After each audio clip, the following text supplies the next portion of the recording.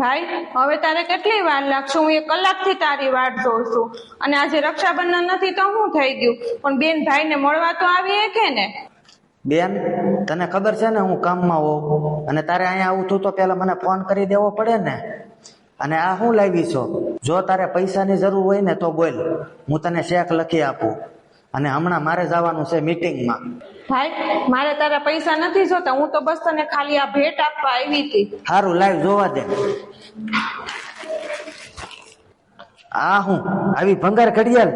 આવી મારી પાસે લાખોની ઘડિયાળ પડી છે ને તું આવી ભંગાર ઘડિયાળ લઈને આવી છો? ભાઈ આ ઈ ઘડિયાળ છે જે તે મને 20 વર્ષ પહેલા મારા સ્કૂલના પહેલા પ્રવાસ વખતે તે તારો ગલ્લો તોડીને તે મને અપાવી હતી. અને ભાઈ તે ત્યારે હું કીધું તું કે આ ઘડિયાળ તને સમય બતાવશે કે તારો ભાઈ હંમેશા તારી સાથે છે. પણ અત્યારે આ આપવાનો શું મતલબ છે?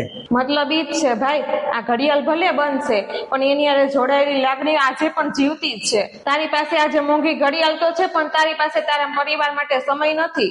મારે ઈ ગરીબ ભાઈ પાછો જોતો છે જેની પાસે પૈસા નહોતા પણ પ્રેમ બહુ જ હતો.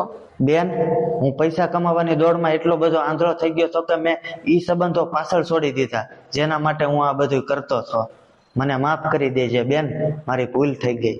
મિત્રો, ઘણીવાર આપણે જિંદગીમાં એટલા મોટા થઈ જતા હોઈએ છીએ કે આપણને નાની નાની ખુશીઓ દેખાતી બંધ થઈ જાય છે.